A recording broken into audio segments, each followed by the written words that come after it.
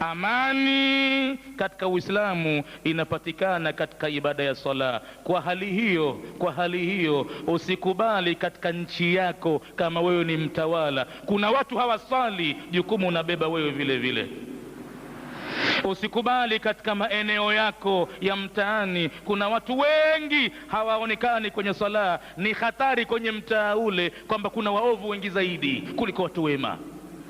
Pia usikubali ndani ya nyumba yako kwamba kuna watu wawili watatu swala kwao ni kitu kizito. Usikubali hilo, kwa sababu lazima kuna ukorofi ndani ya nyumba. Kuna watu si waaminifu na kuna watu ambao madhali Mola wao hawakusikia wito wake. Basi fahamu kwamba hata roho ya mtu vile vile kuitoa kwao rahisi sana. Seuze mali yako tena na kila kitu chako. Amri ya Mwenyezi Mungu ya sala ndivyo ilivyo hivyo, na misdaqan liqauli llahi ta'ala. Usadikisho wote wa hapo unapatikana kwenye tamko la Mwenyezi Mungu mtukufu pale aliposema kumwambia mtume wake, wa huwa khairu khalqillahi, na ni bora katika viumbe wa Mwenyezi Mungu. Anamwambiaje? wa'mur ahlaka bis-salati.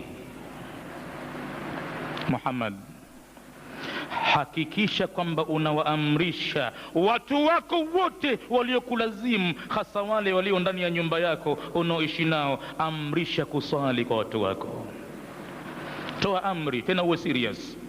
Na wakati unapoamrisha, sio ufanye tokeni halafu wewe mwenyewe unajifungulia chandarua au unakunjua blanketi zaidi kwa kulala. Watajiuliza wale, kama hili jambo lina maana, mbona hekalala?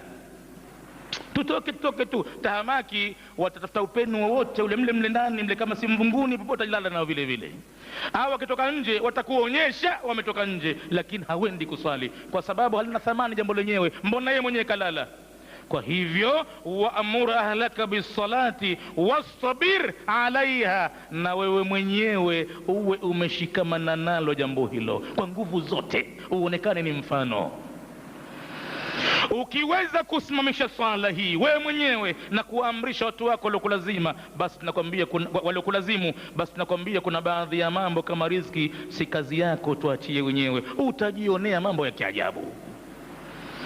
La nas'aluka rizqa, sisi hatukutaki tena wewe riziki. Nahnu narzukuka, sisi ndiyo tutakakuruzuku, na tuna nguvu iliyokamilika kuipeleka riziki kwa kila kiumbe, nguvu iliyo kamili.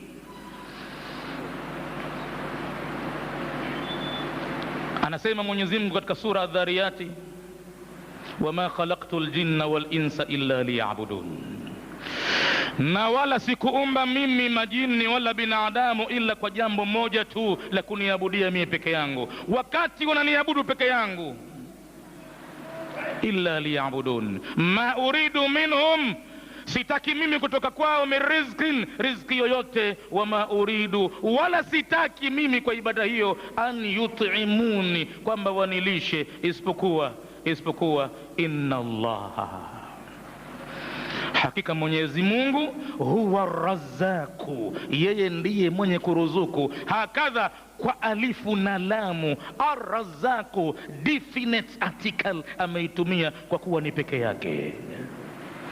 Hakumkabidhi ufunguo kuchezea wa riziki hata malaika yoyote yule. Inna Allaha, hakika Mwenyezi Mungu mwenye jina la Allah, huwa Razzaku, yeye ndiye mwenye kuruzuku.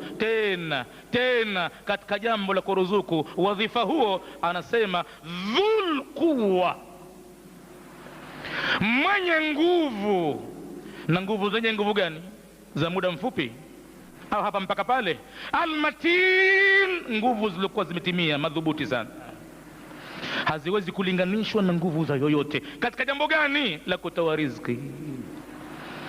Sasa unaona ibada ya sala ilivyo. Ibada ya sala itaweka amani ya kila kitu, na madhal arzaki pahala zimekuwa ni za wasaa, basi fahamu uadui wote utakuwa umekaa upande kwa binadamu. Yote yenye kusababisha uadui ni riziki bwana.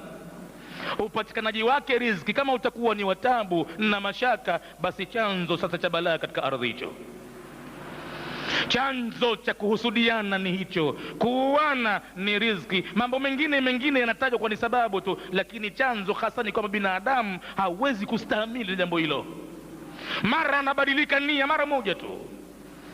Kwa hivyo siri iliyopo ya mafanikio, wa amur ahlaka bisalati wastabir alaiha la nas'aluka rizqa nahnu narzukuk wal aqibatu, na mwisho mwema siku zote lilmuttaqina au litaqwa.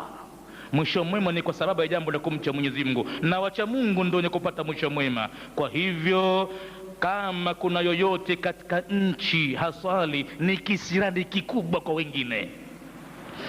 Hilo jambo tulifahamu sisi tunaofanya kusali. Tufahamu kwamba wenzetu ni maadui zetu, kwamba wanakosesha salama katika ardhi kwa kuwa hawasali. Na ikiwa ni katika mtaa, elewa tu, usidhani katika mtaa wewe uelewe mgeni ni nani hapa kaja, mwenyeji nani. Pengine yule mgeni atakuwa mgeni na aje, mwenyeji apone, maana anaswali, mtu mzuri sana. Lakini mwenyeji ambaye haswali ni hatari ya jamii. Mwenyeji huyo ni hatari ya jamii, maana kama kamdharau Mola wake atamdharau mwingine yote yule vile vile.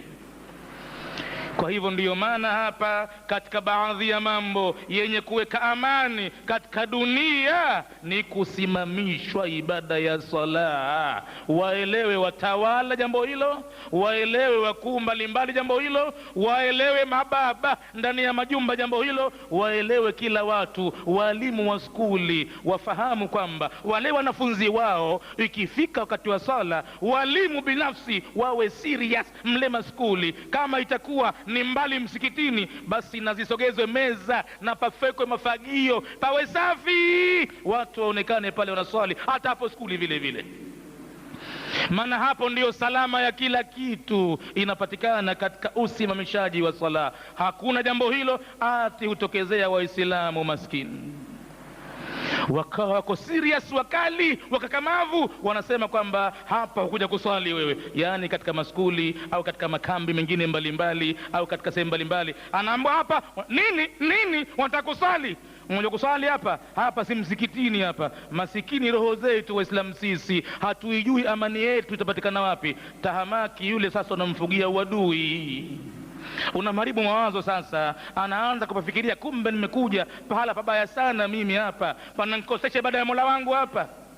Hivi ndivyo ilivyo ibada hii ya sala, inaleta amani. Insha Allah tutakuja kuendelea na mambo vile vile yaliyohusiana na kuweka amani ndani ya Uislamu katika darsa zijazo. Alhamdulillahi rabbil alamin, wassalatu wassalamu ala rasulillahi Muhammadin sallallahu alayhi wasallam. Rabbana taqabbal minna innaka antas samiul alim wa tub alayna innaka anta. Kama tana hivi na hii kama tabiri enji tidak tahu tu, saya belum terima. Ini